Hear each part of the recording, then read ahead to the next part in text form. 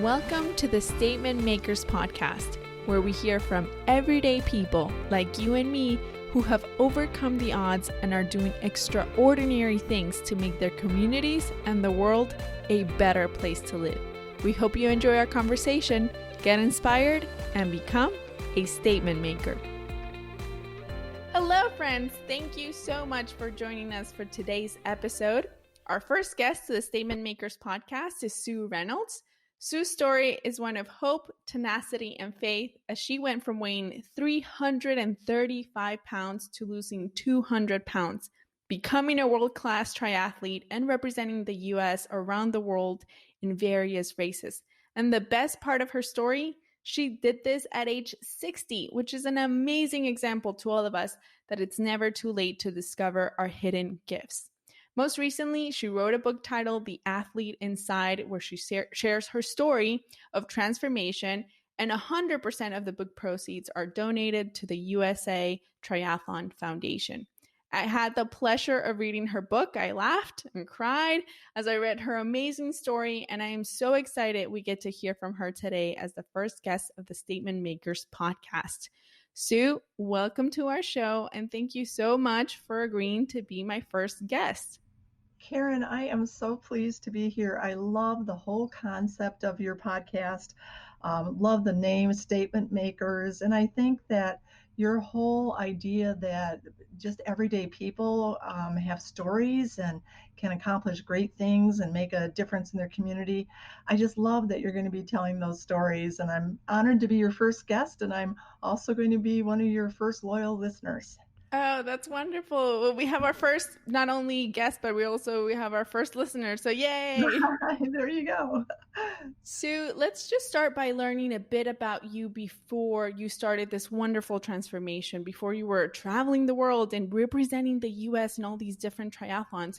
Who was Sue Reynolds before becoming a world-class triathlete? So I was a person who have always enjoyed challenges, was very involved in my work. I founded a nonprofit that helps schools improve specifically for the purpose of reaching students who tend to not have as many opportunities as their peers, and loved that work, was really committed to my job. Have a wonderful family, been married for over 40 years, 2 adult sons, and 4 of the most adorable grandchildren in the world. So yeah, before triathlon, I was a very happy person, successful in my career, loved life, lots of friends, and just wonderful family. But I was also quite overweight. I weighed 335 pounds. I gained that weight because I love my job so much. I pulled a lot of all-nighters, and to stay awake at night while I was working, I ate, and I'd often eat, three dozen cookies and a big bag of M&Ms in one night, just staying awake as I worked. And I didn't work all night because I had to. I worked all night because really, I come back to the name of your program because I wanted to make a statement in my community and be a change maker in my community, and felt that my work with schools was a calling and certainly my passion. So I stayed awake all night 2 or 3 times a week, and just ate to stay awake. And then the next day when I'd be on a carb load, I'd eat some more to stay awake. And so I ate a lot and ended up being quite heavy. Wow. You know, your transformation, your physical transformation is so inspirational. I mean, you mentioned going through from 335 pounds to 130 pounds. You had been overweight for a couple of decades. You had tried different diets. Just nothing seemed to work. What was different this time that when you started this journey? What kind of clicked in your mind and you said, enough? Yeah. You're right. I had tried a lot of diets. My first memory of dieting was in ninth grade, and every time I started a diet, I'd lose some weight, but then I'd always gain all that weight back and a little bit more. And I think what made the difference this time is that my rationale for losing weight changed. I like to call that my why. Why was I dieting? And in my non-successful diets, my why was always to please other people.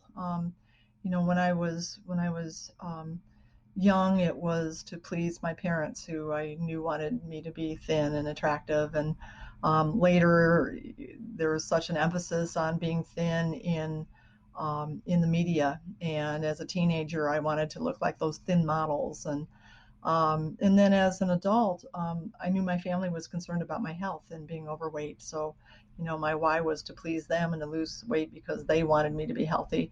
I did not think I was unhealthy. My blood pressure was always normal, even when I was, morbidly obese. And so I always described myself as being a healthy obese person, and didn't feel like that was an issue for me. But I knew it was for my family. So yeah, so when my rationale or my why for losing weight was to do it because other people said I should, I had enough motivation to get started, but I didn't have enough motivation to keep going when there was a dozen cookies sitting in front of me. So then my why changed. One of the things that I discovered is that when one is morbidly obese, so 335 pounds, there's a lot of things that you can't do because of your size and because of your fitness. For me, a lot of it was because of my size. I was just too big to fit in a restaurant booth. My belly was so big I couldn't reach my own feet to tie my shoes or put my socks on. So I had to ask my husband to put my socks on me every morning. I couldn't even go to the bathroom in a public restroom stall. I could get in the stall, but my body was too big and got in the way, and I couldn't close the door behind me. So yeah, so there were just all these things I couldn't do, and just one day I was preparing a high calorie breakfast, and like you said, at that point, I something just snapped in front of me, and I just said enough. This is just ridiculous. Enough, and decided to start making different choices. But when I did now, my why had changed. I was doing it because I wanted to be able to do things. It had nothing to do with what other people expected of me. It was because I wanted it. When you think about 200 pounds, I mean, I can't imagine that that's how you just said, okay, I'm going to go ahead and this time I'm going to lose 200 pounds. Was it more like I'm going to just take a step, and the step was small, and you mentioned that in your book, but talk to us through that step, that first step that you took, that was just a small step, but it was a very important step in the right direction. Yeah, when I started this journey, I had no idea I could lose a 100 or 200 pounds. I mean, I didn't who loses 100 pounds. I didn't know anybody had ever done that, and it just didn't seem possible to me. And I certainly had no idea I could ever be fit. That was the farthest thing from my mind. But so in the very beginning, my first goal was to just lose a couple of pounds. I mean, I really didn't have any number in mind. I knew I just needed to make different choices. And the first time I set a goal, it was just to lose 5% of my body weight, which was I think 18 pounds. And I mean, even that, losing 18 pounds sounded like huge, but it felt doable to me. I could do that. So I just worried about getting to the first goal, and then I thought, okay, if I get there, then I can worry about the second goal, and take one step after another. Every time I reached a goal, then I thought, well, what's the next goal? So I didn't worry about the big picture. I just worried about the first step and getting that done. So, and that's something about journeys I think is really important, that you don't have to know all the steps. All you have to know is the first step, and then you do that, and then you can figure out what the second step is. In so many of, as I kept reading the book, it just I you mentioned these six words that just stood out every single time, because you said, go away fear, go away pride, to kind of share with your readers that there were many times that you were taking these small steps, but you were fearful and you had to let go of your ego to either ask for help and just to actually move forward, and continue with the progress. That's hard sometimes for us to do. I know it's hard for me to do, to say I need help, or to feel like I don't know what I'm doing. What advice do you have regarding letting go of fear and pride when you're trying to achieve a goal? Yeah, well, I think the first part is just recognizing that fear and pride get in the way, and then just being observant of how many times in our lives fear and pride do stop us from doing what we want to do. And the the method that I used, and this just works for me. I think everybody figures out their own way to do things, but I liked to physically hold my hands in front of me, palms up. I'm doing that right now as we talk, and then I imagine, what it is that I want in one hand. So in this case, it was to lose weight and then later to become fit. And then I imagine my pride and or the fear in the other hand, and I kind of move my hands up and down like people do when they're, imagining a scale, a balance scale. And then that just helps me realize I don't really want that fear and pride. And fear and pride, they're just things that exist in your head. They don't, they're not concrete. They're nothing you can like hold. So they don't really exist. They're just in your head. So I think, which is more important, that fear and pride that's in my head, or these wonderful things that I want to be able to do, be thinner, fit, be able to tie my own shoes. That for me in the beginning, that was a lot. Which is more important, tying your own shoes or, this fear and this pride that's getting in the way. So yeah, so I think just recognizing how many times that fear and pride gets in the way, and then making the choice. Do you want it to get in the way, or do you want to move forward? Right. It's almost like we just have to recognize that. And I love that you said that you just have to recognize that fear and pride get in the way of you being a better person and becoming a better human being. And so by getting rid of that fear and that ego, you're actually becoming better already and Yeah. just choosing that for yourself. That's awesome. In those days too, when you just didn't see any progress, the scale didn't move, you probably didn't perform as well as you thought you were going to perform in some type of exercise. What motivated you to keep pushing forward? So I think it was several things. One was recognizing that the change was going to take time. When I committed to, really going on the weight loss journey this time because I wanted to, I just told myself this is going to take a year, and in my head, what I said to myself was, you are going to make different choices for 1 year. And I thought, can you do that? I thought, a year, yes, I can make different choices for 1 year. So I think, part of it is just realizing and being realistic about the time it takes to make a journey.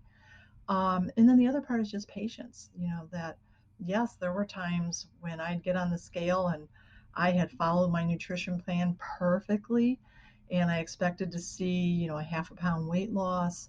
And instead I saw that I had gained 4 pounds. And I'm thinking, oh my gosh, this isn't fair. I did it all right and I'm gaining weight.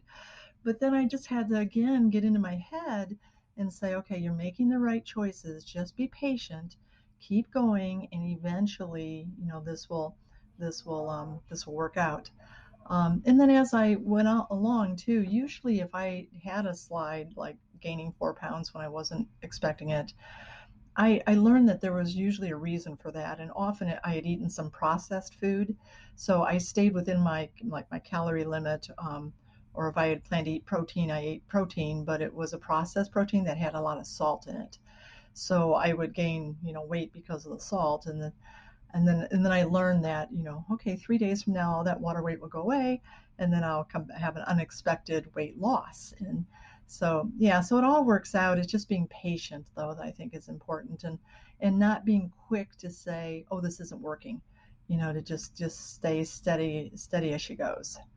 Yeah, that makes sense. I mean, sometimes it's just so easy to at that moment just say, okay, I quit. This isn't working. And you just Yeah. stop.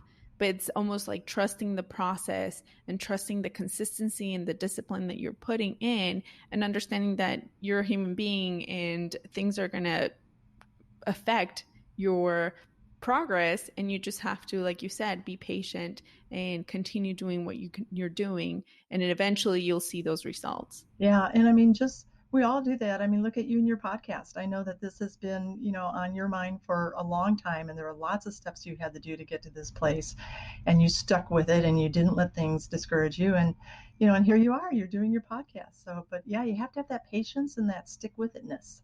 Yes, yes, absolutely. So, was there a moment when, like a specific moment in time when you realized, oh my goodness, I have an athlete inside me. I love competing. I love this.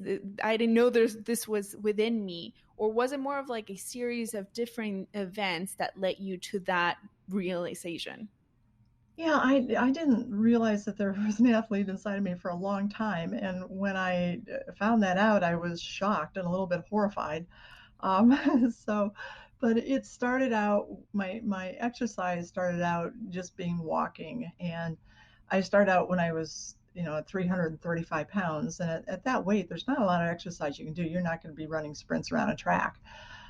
So mine just started out with walking, and my husband and I just walked to the next neighbor's driveway and back. It was as far as I could go, it was about 100 yards.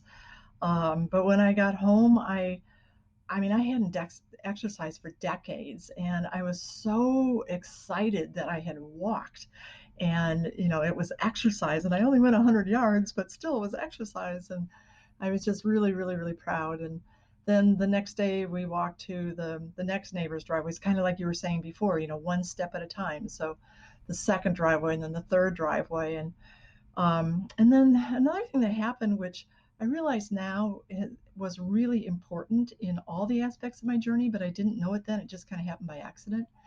Is every time I exercise, I text my sons and told them, I walked to the fourth driveway. And they would text back and say, "Good job, Mom." And what I didn't realize I had set up was an accountability system that, my kids, when I told them each day that I exercised and they gave me feedback, that was an accountability system because I knew that if I stopped walking, they would be wondering, why isn't Mom texting us today? So that, yeah, and I've learned in all the different stages of my journey that I personally, I need an accountability system. It really works well for me. So yeah, so I could walk 3 miles, and my younger son had been begging me to sign up for a 5K with him, and so I did. So I walked my first 5K. That was one of the turning points for me. I did not see myself as an athlete. When we got to the first aid station, they had water for people. I didn't think I deserved the water because I wasn't an athlete and I was just walking, so I didn't wasn't going to take water. And a volunteer ran after me with a glass of water, and I felt like I was in the Boston Marathon. I mean, it just I felt like I was doing something athletic for the first time. Yeah. Yeah, so that that just one thing led to another, and there were lots of steps along the way where I just discovered that I was more of an athlete than I thought I was. You mentioned that moment, and I just remember reading that in the book, and it was just so vivid how the water that a stranger gave you, and I think that's one of the other things I kept noticing throughout the book, where just as numerous times you had individuals, a lot of times strangers, help you with either a word of kindness or just a small action that made a difference during times that you just needed it the most. Can you explain how important that was for you to not only surround yourself with, a supportive team or, having accountability partners like your sons, but these all small acts of kindness, and especially in times of stress and fear, how did those help you? Oh, they were amazing. I mean, they changed my life, and it's one of the things I've learned through this whole journey is that two words or sometimes just a smile can change someone's life. I mean, you just never know where that person is and what that little random act of kindness is going to do in their life. So I'm sure that that woman who handed me the glass of water, I mean, I wish I knew who that was because I'd love to go back and say, oh my gosh, you changed my life. You made me feel like an athlete. But absolutely, she changed my life, and there were moments like that all throughout my journey. I've come to really understand how kind people are, and how nice people can be. And some of it, was not kindness. It was just kind of random kindness. And the other thing that I learned is that it's okay to ask people for help. And like at my first triathlon, I was clueless on what I was doing. And I've learned that if I find the person in the room that looks the smartest or the most, proficient, and then I just say to them, I'm totally lost, help me, that people will be kind. And so at my first triathlon, I walked up to a man who had a very expensive looking bike, and said, I have no idea what I'm doing. This is my first one, and I must have looked totally panicked because he dropped everything that he was doing and showed me how to rack my bike and how to get started. But yeah, so it's kindness is there. It's all over the place, and we can ask people to help. I think that's two lessons that I've learned. And that's also just such a great reminder for ourselves to really be present and understand that sometimes, like you said, a smile, a hello, a how are you doing, just makes such a big difference. And because we don't know what people are going through. I mean, imagine like you just shared that volunteer. I mean, Yeah, she's probably just there to just, pass on water, but had no idea that that such a small act of kindness had a wonderful and just unbelievable ripple effect. And here we are, yeah. these years later, saying now you wrote a book and you continue to give back. And that's the power of small acts of kindness. Yeah, and it's everywhere. I mean, you hear on the news so much about all the bad things that are going on in the world, and I wish there was a one station that would make a commitment that 80% of their news had to be positive and talk about all those acts of kindness because it's everywhere. I mean, it's everywhere. Yeah, absolutely. Did you have anyone that just didn't believe in you through your journey, that just didn't support you? And how did that help you make you feel? How did you manage that? Yeah, I didn't have anyone who didn't support me. I think that there were times when my family worried about me. I know when I did my one of my first, I guess it was my third or fourth triathlon, the bike course was really, really hilly, and I did not think I could get up those hills. And my husband and I were scouting the bike route, and I said to my husband, "Can I do this?" And I remember him saying, "Those hills are pretty big." So, that didn't exactly give me the confidence that I was looking for, but I Yeah, no. well, but he was scared too. I mean, he loves me, and he was worried. And more recently, I did my first Ironman 70.3 mile race, and I know both of my sons were a little concerned about their 67-year-old mother trying to race for 70 plus miles. But so yeah, so no one like told me I shouldn't do this, but I think that there were people that worried about me and wondered if this was really the right thing for me to do. And at those times, I just had to kind of, look within myself and say, this is what I want to do, um, and keep going forward. Yeah, and I think we know ourselves best, right? And so we can understand and appreciate our loved ones and people around us being worried about a decision that we're making. But I know I've had instances where my family hasn't supported me in some decisions that I've made in my life, yet I've known that those were the right decisions. So it's just knowing yourself enough to be able to say, I appreciate your worrying about me, but I need to do this for myself. Yeah, yeah. That reminds me of another kind of trick or lesson that I learned is anytime that I started a statement with the words, yeah, but, yeah, but my husband thinks this is dangerous. Yeah, but I don't have a bike that's fast.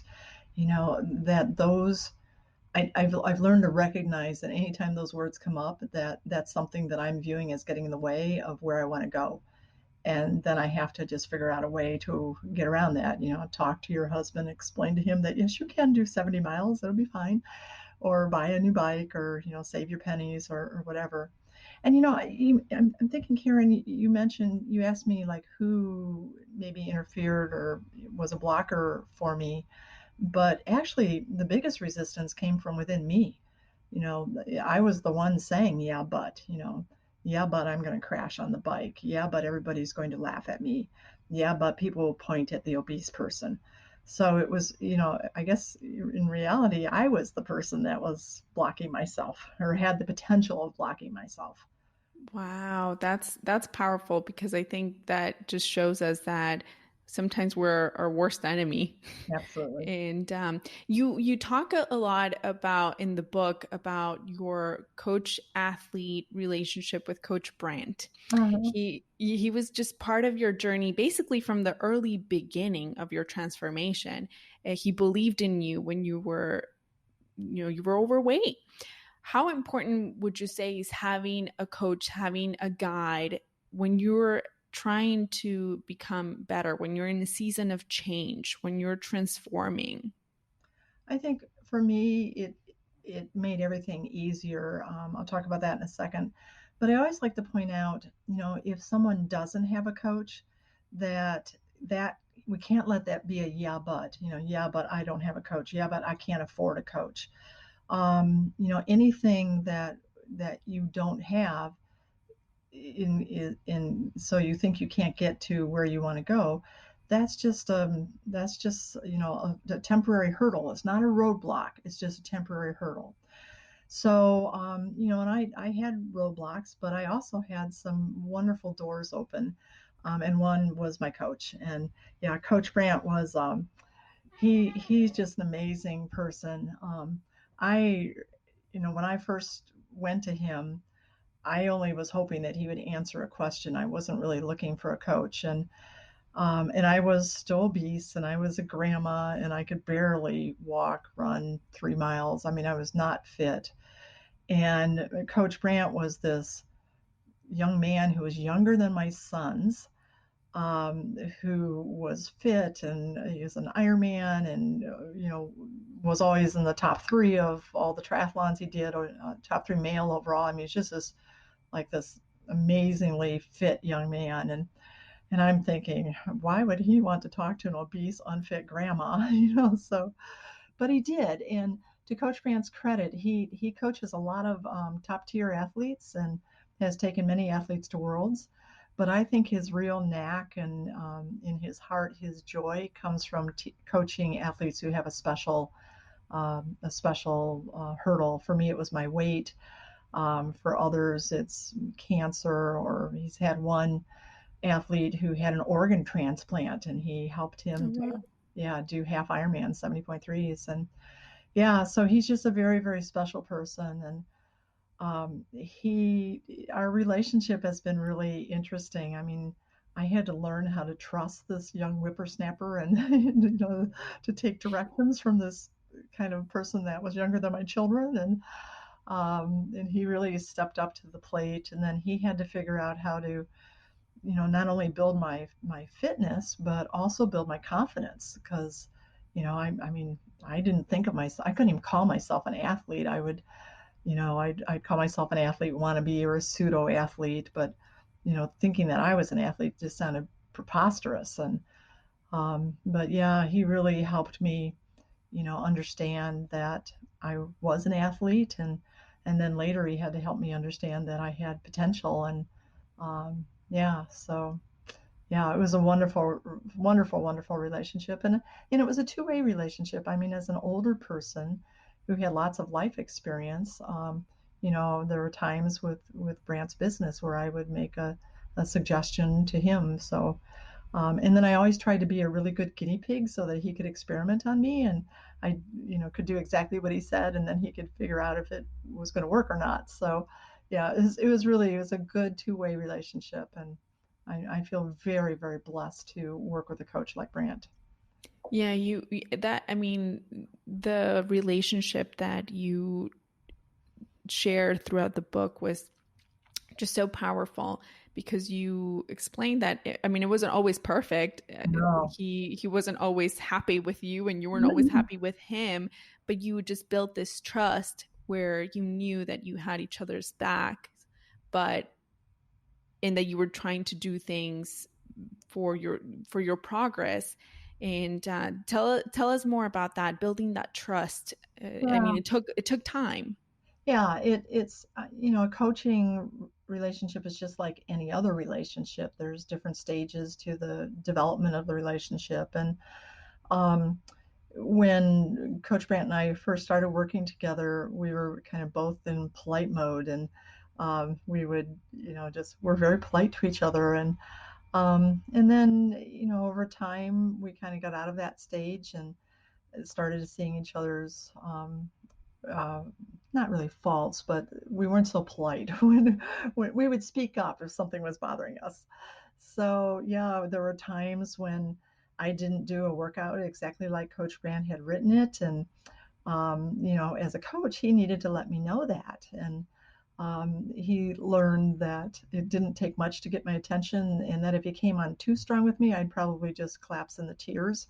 So I think he learned that all it took was when he was writing his comments to me after a workout, he would just write Sue with 4 exclamation points after my name. And when I saw that, I knew I was in trouble. And so, Yes. yeah, so, and then he'd tell me what to do. But and then, so there was a time where we went from polite stage to kind of conflict stage where, I would get irritated, or not, that's too strong of a word. I would just get annoyed if Coach Brandt didn't do something the way I thought he should be doing it, and he got annoyed with me, and we kind of went through that stage. And but to Coach Brandt's credit, this was something that he taught me, and he gave me the confidence to go with it, and that was to communicate.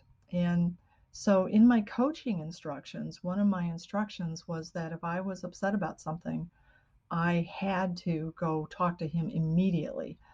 And he said, I don't want you to like think about this for 3 days and let it fester. If something's bothering you, come talk to me right now. So that was something that I wasn't used to doing in relationships. I would often just was too shy or to say anything, and I'd let things fester. And so I learned to just bring things to the table. And Brant did the same thing. If something I did was bothering him, he just brought it to the table. And I think because we both knew that we cared about each other, it was, easier to hear the things that the other person had found to be bothersome. And we just developed trust that way. I mean, like when I brought things to him that were bothering me, my I guess my fear was that Coach Brandt would be mad or that he wouldn't want to coach me anymore. But those things never happened. He taught me that I could bring those things to the table and everything would be fine. And sometimes I was right, and then he would change his behavior immediately. So, and then vice versa the same way. So we really developed great communications. And at that point, we got out of the clashing mode and really got into the stage that I just called the high performance stage. I mean, we were rolling, working really well together, and really worked as a team. But I think all relationships go through that polite stage and then a clashing stage. And unfortunately, a lot of relationships break up in that clashing stage. But if you can use really good communications, you can get past that into the performing stage, which is fantastic. Yes, absolutely. I think you just kind of mentioned the key word is communication builds trust. Yes. And it takes time to do that. But if you're willing to be patient and you're willing to be honest and truthful in how you feel and don't let it fester, like Coach Brent would Yeah. say to Yeah. you, then eventually it does happen. Coach Brown was also even part of, your spiritual journey, and I want to touch Mhm. on this, Sue, because you not only had a physical transformation, you also dedicated actually a chapter in the book to share what was happening inside your spiritual transformation. I mean, at one point, you were even questioning your faith. Yeah. Could you share a little bit more about that journey? Sure. So I never thought that when I started losing weight that this was going to end up being a spiritual journey. There was nobody more surprised than me that what happened in this part. But when I lost about 90 pounds, things just started feeling surreal. It felt like my weight loss was no longer because of what I was doing. It felt like the weight loss was happening to me. And I just had this sense that I was on a magic carpet ride and that somebody else was doing the driving. And it was just kind of a strange feeling. And I started wondering if maybe God had something to do with this. I had been attending church all of my life, but in recent years, I attended church, but I didn't have a daily relationship with God. I was just kind of just going through the motions and didn't have that real connection. So yeah, so I started wondering if, if this could be God. And then we talked earlier about all the people that were kind. People started just bombarding me with kindness. I mean, it kind of freaked me out. I couldn't figure out why these people were being so nice, and it was really strange. So at church one day, our pastor talked about how when God is trying to get our attention, he often will shower us with kindness. And I thought, bingo, this is it. Here's all these people being kind. I have this sense that I'm on a magic carpet.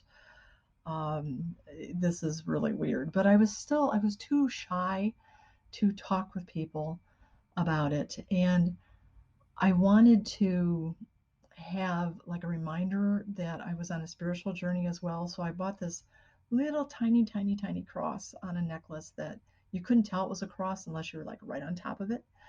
And I wore it under my clothes to just remind me that I was on this journey.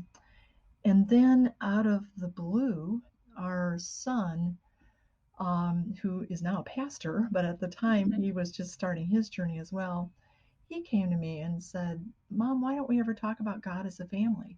We go to church, but that's it. Why don't we ever just talk about our faith and what we believe and give thanks to God? And why isn't that part of our everyday life?" And so that kind of made me start to think. And then the final blow was it was at a big race, and I was really nervous about letting people down if I didn't finish where everybody expected me to finish. And Coach Brandt, out of the blue, I did not know he was Christian at this time. Out of the blue, Coach Brandt told me that I was perfect just the way God made me. And when I heard that, it was just like the heavens opened and thunder and lightning was coming down. It was just like that was it. And I knew that God was reaching out to me. And I decided to step forward and go through the door that he had opened. And there were a couple other things that happened later with Coach Brandt. But yeah, that was the beginning of it.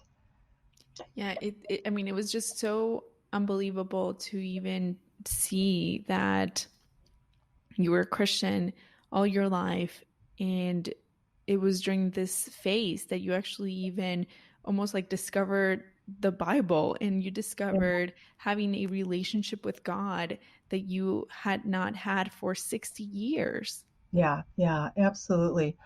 Yeah, the scripture part that was I did discover the Bible during all this, and I look back and I think, how could that be? I went to church every single Sunday, and every single Sunday I heard scripture being read in church, but I just never really had a relationship with scripture. So that happened later in my journey. Coach Brant's, I won't go into all the details because I don't want to spoil the book, but Please don't. It's yeah, because we need people to buy the book, and we'll actually touch on that why. But yes, yes. but Coach Brand had a catastrophe in his family, and I got to witness the depth of his faith and see how he was committed to God's will, even if it meant that the unthinkable would happen. And in I got to see how Coach Brandt became to all the comfort he took from reading Scripture. And I started looking for Scripture to share with him because I didn't know what else to do. And the more I read the Bible looking for Scripture to help Coach Brandt, the more I discovered there's some good stuff in here. so, so yeah. So then just started reading Scripture every day, and as part of my journey. Yeah. That's great, Sue. I've been following you for quite a while now, and I remember you posted this one picture in Australia. It was after like one of your workouts in preparation for the World Triathlon Championship, and a picture post race with a journalist from the BBC doing an interview of you. Do you still find it surreal that you get to have these crazy, wonderful experiences? Absolutely. That's and to be honest, I really can't figure it out. I mean, the first inclination was there was a TV station at a national championship in Omaha that wanted to do a little evening news thing on my story, and I didn't want to do it, and then I figured, oh, what the heck? So I did it, and it ended up being somebody took that broadcast and made it into a 30-second little video and posted it on Facebook, and it had 300,000 likes. I mean, it went viral, and I'm thinking, what? This is just my story. I'm just a normal person. Why does anybody want to see this? And I still am trying to figure that out. I think it has something to do with hope. I think when people see others overcome obstacles and move forward, it gives us hope that we can all do that. So my gut is it has something to do with hope. But yes, I'm still like, the BBC wants to do an interview. I mean, wow, that's crazy. So Yes, yes, absolutely. But I mean, again, it's because your story, it's just so inspiring and it just makes you believe anything is possible. Why not? And I know that you share that in your website. Journeys are for everyone, and I think it's just seeing you is a reminder of that. What is the best part of your journey right now that you're in right now? What are you enjoying the most out of this transformation that you've had? oh gosh, I think there's tons of parts. The spiritual part is the part that I value the most. I'm just so thankful that that triathlon has brought me back, and I'm so grateful that God welcomed me even though I had kind of turned my back on him. And so that was wonderful. And then just being able to do the things that I loved to do as a kid. To go outside and ride my bike and run and go swimming, and those are things that I just love to do. And yeah, I'm just really feel really grateful and blessed that I'm able to do those things. Yeah, it's like kind of going back to being, a child again and enjoying that. That's awesome. I think So, that's one of the wonderful things about triathlon is it gives permission for old people to act like little kids. yes, exactly, exactly. Well, one of my favorite parts about your story and about you, Sue, is that you're now using your gifts and your talents to give back. Could you quickly share with us why you chose to donate 100% of the book proceeds to the USA Triathlon Foundation? Sure. So I just feel so blessed by all the people that were kind to me. And I wanted to use the book and in my speaking engagements now to be kind to other people. I mean, just kind of like paying it back and paying it forward. The foundation, USA Triathlon Foundation, is a wonderful foundation. Their mission is like exactly my mission. It was a really good fit. So, their mission is to transform lives through sports and specifically through triathlon. And there's three parts of their work. They work with children to introduce children to triathlon. They work with people with disabilities. Triathlon is such a wonderful capstone to work toward for me with weight loss, but for people with disabilities to have that reason for exercising and working. And I just think, triathlon is a wonderful capstone for people with a wonderful goal for people with disabilities. And then the third part is to help folks that have Olympic dreams to move towards those dreams. And so the USA Triathlon Foundation is all about dreaming and helping people reach their dreams. And I really, really like that. And then there's two other organizations. There's a that I support through my public speaking. One is a group in Kenya called Dada Rides. Dada means sister in Swahili. And in Kenya, it's not considered ladylike for women to ride a bike. So this group of women that I discovered online on Facebook and then became friends with, they decided to change that. So they are really social pioneers, and they're really working towards cultural change. And they organized the first women's bike ride in Kenya a couple years ago. They now do monthly bike rides. They teach women how to do bike mechanics. And I love their posts on Facebook. There's women, because girls never rode bikes. There's 30-year-old, 40-year-old women who have never ridden a bike, and they teach them how to ride a bike. And here's these 40-year-old women riding a bike for the first time, and can you imagine how freeing that must feel? I mean, it gives me goosebumps just talking about it. So that group, and then there's another group called Fund Her Tri, that encourages women to do triathlons, and they have grants for the registration fees for women doing their first triathlon. So yeah, so I feel blessed that I'm in a position where I can help people, and want to use my journey to do that. That's so wonderful. So, what would you say to people, that right now may be feeling stuck? They may be feeling they're too old, they're too fat, they're just not worthy of experiencing a transformation of their own. Yeah, my first response was just to say it's not true. So you can absolutely be whoever you want to be. I mean, I totally, totally believe that. I've done that in my career. I've done that in my personal life with weight loss, and I think there's just to think about who's hiding inside of you. Who do you want to be? And one of the tricks that I used was to find a person who was like the person I wanted to be. In my case, it was my daughter-in-law, who was healthy and fit, and then I just studied her and copied what she did. So even though I was obese, there wasn't any reason why I couldn't act like a thin, fit person or healthy, fit person. So yeah, I totally believe that you can be whoever you want to be. It's just a matter of figuring out what choices those people make, the person makes that you want to be like, and then just copy what they do. So, and then the things that we talked about earlier, having patience, and just figuring out what the first step is. You don't have to know the second step, and just having the guts to take that first step. And that's the hardest part, is just taking that first step. The second step is a million times easier. So, Right. but Yes. absolutely they can do it. And I'm proof. Yes, yes, absolutely. You're definitely proof. Sue, where can people find you on social media, or if they want to just learn more about your journey and follow it, and also where can they purchase your book?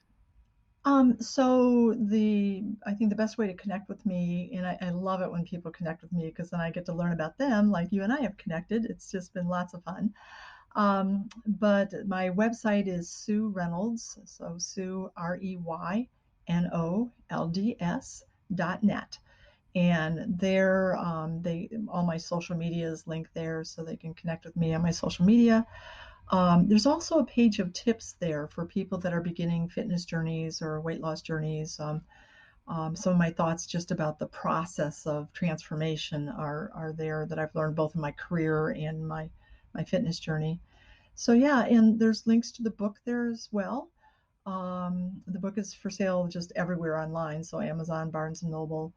So you can link to the book there. And then I'm really love doing motivational talks. And so if anybody is interested in at this point, a virtual chat, I'd be happy to do that. So there's links that as well there for the speaking part.